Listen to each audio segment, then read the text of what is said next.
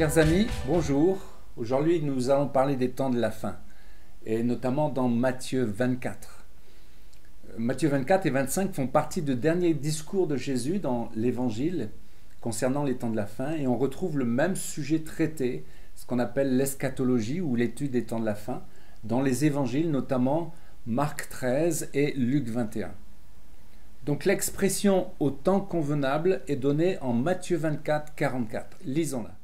C'est pourquoi vous aussi, tenez-vous prêts, car le Fils de l'homme viendra à l'heure où vous n'y penserez pas. Quel est donc le serviteur fidèle et prudent que son maître a établi sur ses gens pour leur donner la nourriture au temps convenable? Cette expression, le temps convenable, vient du grec kairos et de l'hébreu et.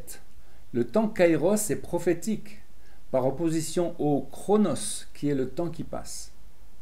Et en Daniel également, nous retrouvons ce temps dans le chapitre 12, verset 4. « Toi, Daniel, tiens secrète ces paroles et scelle le livre jusqu'au temps de la fin. » Parlons du serviteur dans la parabole de Jésus, du serviteur fidèle et prudent. Il a deux qualités. Il est fidèle, il a du bon sens, qui est aussi un sens d'intelligence. Et en Luc 12, 42, ce serviteur, c'est un économe, l'économe qu'un maître a placé sur ses gens. Il doit donc agir avec intelligence, sous peine d'être mis à la porte. Nous sommes tous, en tant que chrétiens, des serviteurs fidèles au Seigneur, des économes dans le royaume de Dieu. Mais sont particulièrement visés les enseignants ou les docteurs, les pasteurs qui enseignent le troupeau. Mais chacun de nous peut se sentir interpellé par cette parabole du Seigneur, car elle nous concerne. Nous sommes tous économes du temps de Dieu. Alors posons-nous la question sérieusement. Ai-je bien compris les temps prophétiques dans lesquels nous vivons, sachant que le contexte dont parle Jésus concerne les temps de la fin, le temps de la venue du Fils de l'homme, ou bien vivons-nous au jour le jour en se contentant de savoir que l'on est sauvé? Évoquons les douleurs de l'enfantement. Il est intéressant de connaître dans la tradition juive ce qu'il pense, ce que le peuple juif pense de cela. Je cite. Il ressort clairement des enseignements de nos sages que juste avant l'avènement messianique se produira la déchéance générale de la période du talent du Mashiach. Le Talmud dit que le fils de David viendra lorsque tout le gouvernement sera renégat et lorsque la bassesse triomphera, ce qui portera atteinte à la foi de nombreux juifs en l'éventualité même de la délivrance, au point où ils désespéreront de la délivrance. C'est l'instant qui précède immédiatement sa concrétisation. L'on sait dans le Nouveau Testament que le Messie viendra lorsque le peuple juif criera à lui. Selon Luc 13, 35, « Je vous le dis, vous ne me verrez plus jusqu'à ce que vous disiez « Béni soit celui qui vient au nom du Seigneur ». Jésus citait le psaume 118, verset 6. Parlons des signes de sa venue.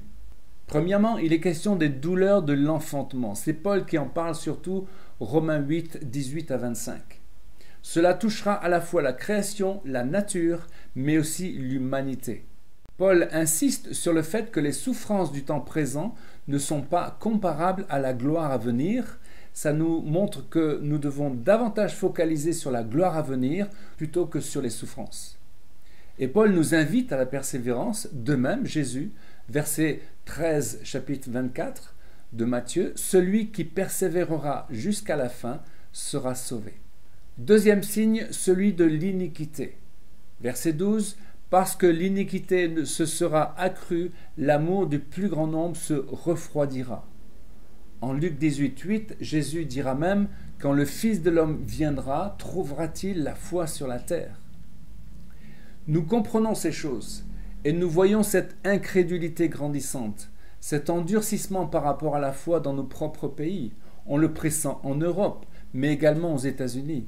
Maintenant, nous voyons également que Dieu suscite des réveils dans des pays comme l'Iran ou la Chine, des pays sous régime totalitaire, et même des choses étonnantes dans le milieu musulman, dans les États islamiques, qui ont des révélations puissantes de Yeshua. Prions donc, prions en tout cas que Dieu continue à se révéler avant l'apostasie finale, parce que l'Église a besoin d'être réveillée, nous avons besoin d'être réveillés afin de vivre les tribulations. Troisièmement, un autre signe, c'est l'abomination de la désolation, verset 15 de Matthieu. L'expression vient directement du livre de Daniel, Daniel 12, verset 11. On peut faire le lien avec l'abomination du roi Antiochus Épiphane lors de la guerre des Maccabées en moins 167 contre les Grecs séleucides.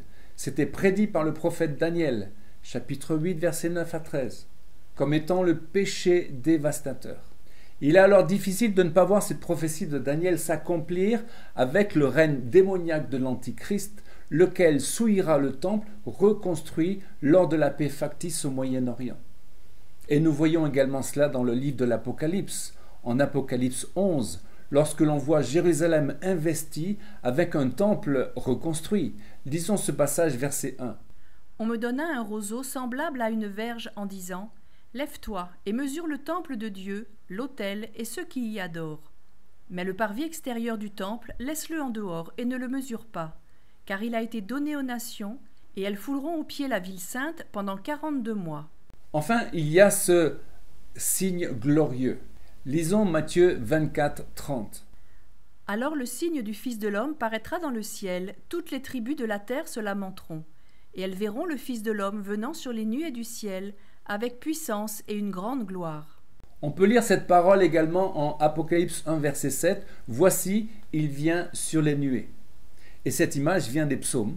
Psaume 68, verset 34 de David. « Il chevauche les nuées. » Ou le psaume 104, verset 3. « Il prend les nuées pour son char, il s'avance sur les ailes du vent. » Ézéchiel également, le prophète, verset chapitre 9 à 11, a également cette vision lorsqu'il voit le départ de la Shrina, la gloire de Dieu, se plaçant au-dessus de la montagne de l'Est, c'est-à-dire la montagne des Oliviers, d'où il reviendra. C'est Ézéchiel 11, 32.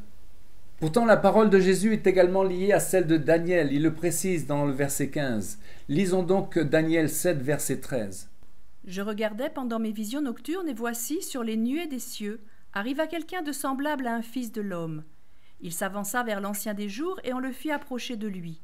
On lui donna la domination, la gloire et le règne. Et tous les peuples, les nations et les hommes de toute langue le servirent. Sa domination est une domination éternelle qui ne passera point, et son règne ne sera jamais détruit. » C'est tellement clair ces paroles. Tout concorde entre la première alliance et la nouvelle. La parole est une, c'est normal, et tous les prophètes s'accordent avec la parole de Jésus, Yeshua, ou plutôt c'est Jésus qui s'accorde avec les paroles des prophètes qui viennent toutes du ciel, qui viennent du Père. On retrouve également la parole du prophète Zacharie concernant la parole du verset 30. Lisons Zacharie 12, verset 10. « Alors je répandrai sur la maison de David et sur les habitants de Jérusalem un esprit de grâce et de supplication, et ils tourneront les regards vers moi, celui qu'ils ont percé. Ils pleureront sur lui comme on pleure sur un fils unique, ils pleureront amèrement sur lui comme on pleure sur un premier-né. » Nous en avons déjà parlé, mais redisons-le, Dieu a fermé les yeux de son peuple, le peuple juif, pour que les nations, les goïms que nous sommes, ayant part également au salut et à la vie éternelle. C'est le mystère d'Israël dont parle Paul en Romains 11, 25 et que nous ne devons pas ignorer. En effet, l'Église continue de croire qu'Israël, le peuple juif, a refusé d'accepter Jésus et l'aurait payé par 2000 ans de persécution. C'est faux.